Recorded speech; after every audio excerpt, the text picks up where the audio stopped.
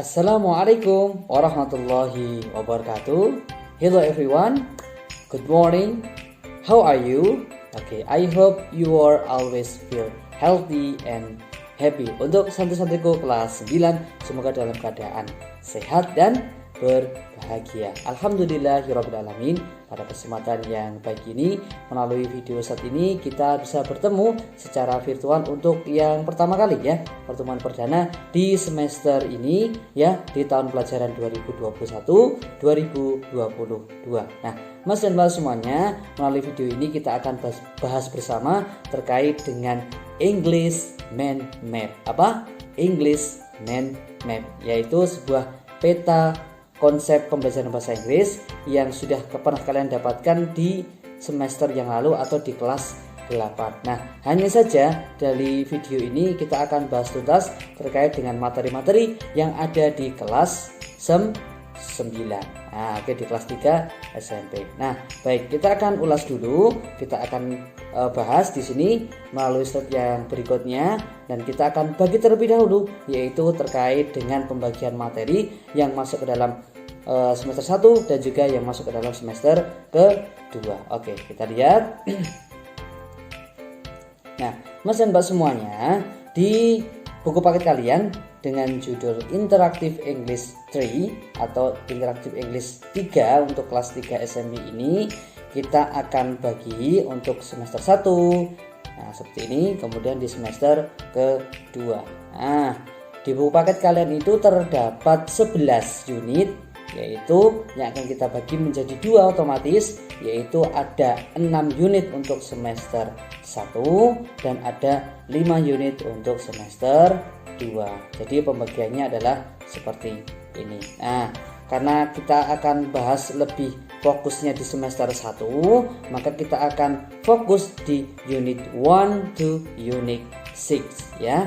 Jadi unit 1 to unit 6 ya, ada 6 unit yang akan kita bahas. Nah, isinya ada apa saja? Kita akan rinci satu persatu melalui slide by slide yang berikutnya. Yuk, tetap semangat, silahkan disimak dengan baik-baik agar kalian paham dengan adanya peta konsep ini disampaikan di awal, agar kalian memiliki gambaran ataupun pandangan apa-apa saja materi yang akan kita pelajari selama 1 sampai dengan 2 semester. Nah, gitu ya. Nah, Mas dan Mbak semuanya, kita akan mulai dari unit yang pertama ya. From the unit 1 by title Well Done Buddy. Okay, this unit is based on your textbook from page 1 to 15. Jadi halaman 1 sampai dengan halaman 15. Nah, di unit ini kita lebih banyak membahas ekspresi-ekspresi. Ada 3 ekspresi yang disebutkan di sini, yaitu terkait dengan hopes and wishes atau sebuah ekspresi harapan. Ada juga compliment, yaitu sebuah ekspresi pujian. Juga ada congratulation, yaitu ekspresi mengucapkan kata selamat kepada orang lain. Dan di setiap unit ini selalu ada lembar evaluasi yang membahas terkait dengan soal-soal, yaitu berkaitan dengan materi yang sudah dibahas sebelumnya. Jadi sudah ada 3 subpoin materi untuk kita bahas di semester pertama. Paham ya sampai sini ya? Kita lanjut untuk di unit yang kedua. Oke, from the unit 2, the second unit by title I Couldn't Agree More ya. This unit is based on your textbook on page 17 and 33 ya, halaman 17 sampai dengan 33. Ini adalah sebuah unit yang membahas terkait dengan ekspresi lagi, yaitu ekspresi agreement and disagreement, setuju dan tidak setuju. Nah, selain itu juga ada kita akan bahas yaitu modal verb atau kata kerja bantu yang disebutkan di sini adalah will, kemudian be, going to. Nah, besok akan kita cari perbedaannya. Bagaimana kita menggunakan will, bagaimana kita menggunakan be, going to. Seperti itu ya. Nah, kemudian juga ada materi conjunction. Apa itu conjunction? Conjunction adalah kata penghubung, yaitu ada to disebutkan di sini, in order to, ada lagi di sini so that. Nah, seperti itu. Besok juga akan kita cari tahu bagaimana perbedaan dalam penggunaannya. Nah, Mas dan Mbak semuanya, dari unit 1 sampai dengan unit 2 ini kita sudah mengantongi berapa? Mengantongi ada 6 ya. Ada 6 sub materi yang akan kita bahas yaitu di semester 1 ya. Nah, di sini kemudian kita masih ada di unit yang berikutnya. Nanti kita akan total ada berapa poin materi yang akan kita bahas selama 1 semester. Oke, kita next slide dulu. Nah, kita masuk di unit yang ketiga ya. On the unit 3 by title What does the label say? Ya, apa yang dikatakan di dalam sebuah label?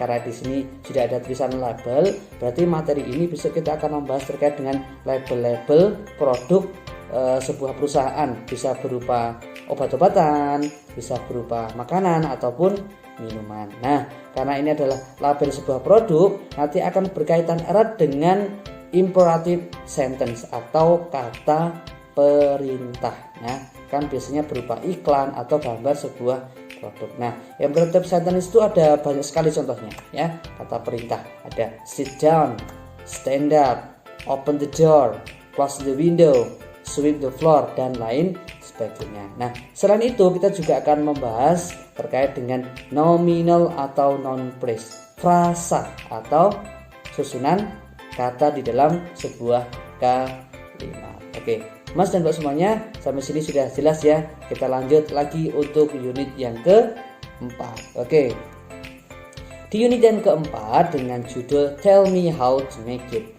beritahuku bagaimana cara membuatnya. Nah, dari judulnya saja sudah kita tebak bahwa ini pasti akan berkaitan dengan sebuah teks di dalam bahasa Inggris. Nah, teksnya apa? Teksnya adalah teks prosedur. Nah, teks prosedur adalah teks yang membahas terkait dengan bagaimana kita membuat sesuatu ya, atau memasak sesuatu atau menghidangkan sesuatu. Nah, ini karena ini ada berkaitan dengan prosedur teks atau teks prosedur, nah maka ini ada kaitannya dengan bagaimana kita menggunakan sebuah kata yaitu yang terangkum dalam adverb of sequence, yaitu keterangan atau kata keterangan urutan seperti first, kemudian then, after that, kemudian finally, dan lain sebagainya. Jadi ada urut-urutannya. Pertama harus apa, selanjutnya apa, kemudian apa, dan akhirnya harus melakukan apa. Nah, ini adalah kaitannya adverb of sequence ini dengan prosedur teks. Nah, sampai sini bisa dipahami ya. Kita masuk untuk dua unit yang terakhir, yaitu di unit 5 dan juga unit yang ke-6. Yuk kita simak. Oke, masih semangat ya. Kita simak untuk unit 5 by title What are you doing? Apa yang kamu lakukan? Nah, di unit ini ya, from your textbook page number 71 to 87, ini lebih banyak membahas terkait dengan tenses atau pola kalimat. Nah, yang dibahas apa? Yaitu tentang continuous. Ada 3, present continuous tense, kemudian past continuous tense, kemudian future continuous tense. Nah, masing-masing akan memiliki formula yang berbeda-beda yang nanti akan kita coba kita rangkai di dalam sebuah kalimat ini ya. Nah, kemudian di unit yang ke-6 itu ternyata juga sama. Kita masih membahas terkait dengan tenses. Nah, di unit 6 judulnya adalah I have been there. Nah, nanti hanya saja ini kaitan tensesnya adalah tenses yang lain. Namanya adalah present perfect tense. Apa? Present perfect tense. Dari buku paket kalian halaman 89 sampai dengan 103. Nah, present perfect tense ini besok adalah cara bagaimana kita membuat sebuah pola kalimat yang ditambahi dengan yang dimulai dengan subjek, kemudian ditambahi dengan has atau have, kemudian kita dilatih untuk penggunaan kata kerja yang ketiga, verb 3 ya. Verb 3 ini adalah verb yang jarang digunakan, tetapi di sini diaplikasikan di dalam present perfect tense. Nah, selain itu juga kita akan membahas terkait dengan grammar, yaitu penggunaan conjunction atau kata penghubung. Hanya saja di sini kata penghubungnya berkaitan dengan since atau dengan for ya. Besok keduanya ini ada perbedaan.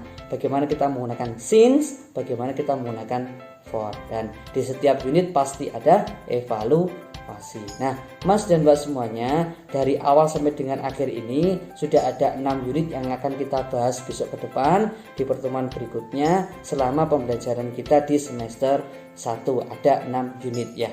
Unit yang tidak sedikit ini, yang cukup banyak ini, mari kita semangat mempelajari satu persatu. Dan ternyata juga ada banyak poin materinya. Tadi total sepertinya ada 15 poin materi yang akan kita bahas, yang harus kita selesaikan selama satu semester ini. Yuk semangat belajar meskipun secara virtual, meskipun masih dalam PJJ atau pembelajaran jarak jauh. Jika kita penuh kesungguhan, kita pelajari satu persatu materi ini dengan baik, insya Allah kita bisa memahaminya. Oke?